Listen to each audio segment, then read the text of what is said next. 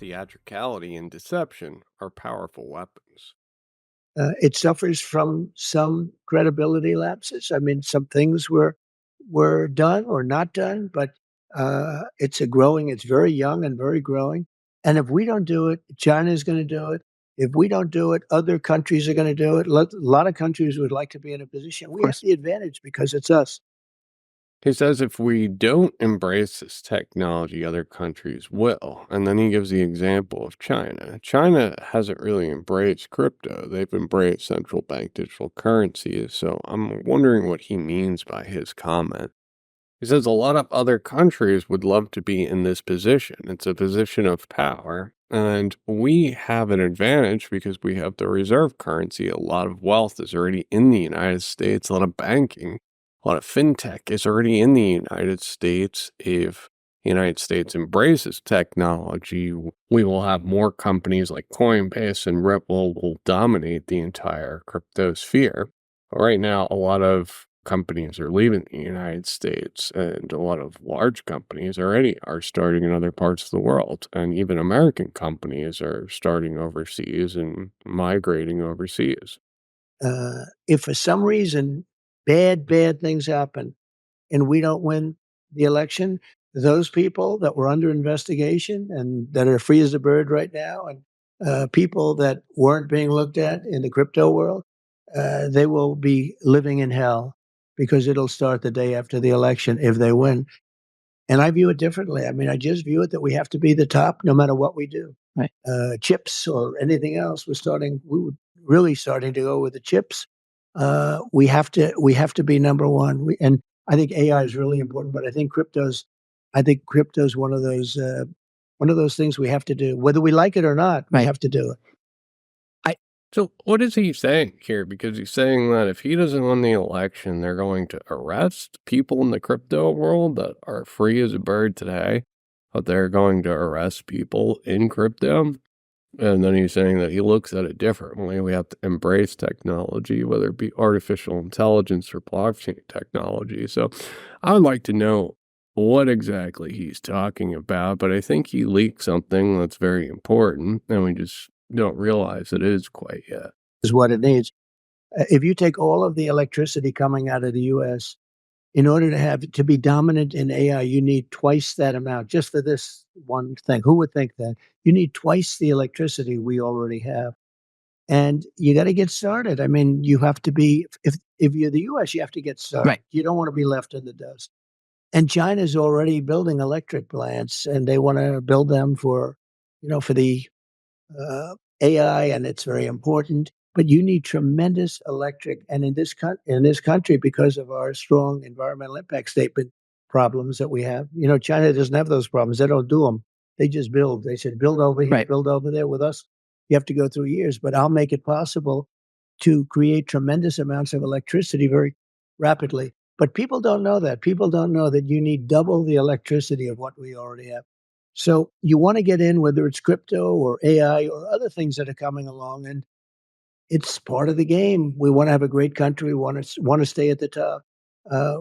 We're making things now. We're starting, and it started under my administration that there was no chance of ever even getting involved in for a long time. Right. And New technologies are just different forms of using already existing energy and using it in different manners.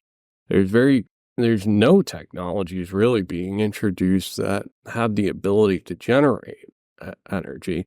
Even with electric vehicles, you have to mine all of the minerals and metals out of the ground. This uses a tremendous amount of energy to do that.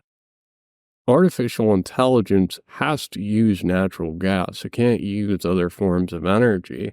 So what we're seeing is this huge influx of energy that's coming our way. And the Bitcoiners will talk about how mining inspires this innovation. And I've been very critical of Bitcoin over the last few years, but these arguments are starting to make sense to me when you have things like tidal energy and you don't have an incentive to branch it out into civilization, the energy that waves generate. With Bitcoin mining, you now have those incentives, so you're able to create some type of new forms of technology that utilize energy that's it's pretty much free, and then you have the incentive to branch it back into civilization. Biggest piece of that that applies to not just Bitcoin, but everyone in the digital space. The government is like a legalized form of the mob, right? In order for you to be safe and secure, you got to pay the VIG. In order for you to do the things you want in this country, you got to pay the VIG, taxes, whatever that might be. They are scared to death. And this is where the Elizabeth Warren attitude comes from, of decentralization, because you know what it changes? It restores what this country was built on, which is by the people from the ground up, not from political nightmares like the senator from Massachusetts, who shall now not be named, that literally wants the top down. That's not what this country is based on. That's not our value. We need to make sure that we open this up. Permitting reform, bureaucratic reforms. You're going to have to reduce some of these agencies, and you're going to have to bring the financial legislation that's on the books. You're going to have to bring it into the 21st century. Why do we keep trying to shoehorn this new thing into something that we wrote starting in the 30s? This is a new world. We got to get caught up, and we got to get into the 21st century. And I'm excited because Donald Trump, who wasn't necessarily a great fan of the crypto environment and didn't understand, I don't think, because he wasn't getting the advice about how big this world is. Boy, has he come along and evolved. Well, who would have thought you'd see Trump coming after Bitcoin and then Elizabeth Warren being on the side of big banks and big government when she ran as the consumer protection candidate back in the day. But let me give some time to Sam. You have some great legislation that's in the hopper. If a system is completely auditable and transparent, you can rid top-down institutions, you could rid government entities from corruption. We're moving into a different paradigm, and this technology opens the door for a lot to take place. But it's not just this technology. As Trump said earlier, artificial intelligence is another technology, but there's even more than that. There's quantum, nano, there's a plethora of different technologies all coming to the surface at the same time. This quite literally has never happened before, and our civilization is picking up pace. And there are people that are trying to stop this, and they're trying to just give us enough to survive, so we don't fight back. We just accept whatever and we stay still.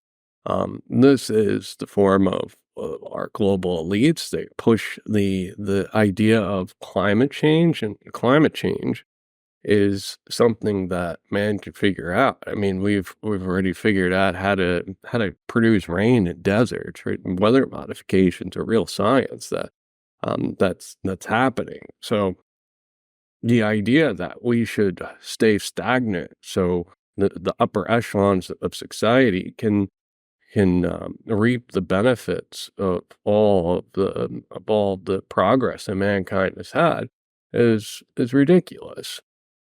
Also, all of the media and Hollywood interference with climate change, the scientific community says either they both agree climate change is real, but one group argues that human beings and pollution are an influence, while the other group are saying, well, it's real, but humans and pollution have nothing to do with it. Ripple has been branching out into custody, into stable coins, really trying to look to the future in terms of how you can be a one-stop shop for institutions. Walk me through that. So our core product has always been cross-border payments, using blockchain and crypto to help traditional financial institutions move money faster and more cheaply and more transparently than they can. We realized that to be the one-stop shop, we need to also provide the custody solution and a stablecoin, which can be a proxy for any digital asset that you want to use on the blockchain to make that happen. So we're going all in on all three pillars. And part of it also will become the tokenization of real world assets. And I think eventually, and that is getting a lot of traction outside of the US in all of the jurisdictions. The state of Wyoming is now issuing a stable coin.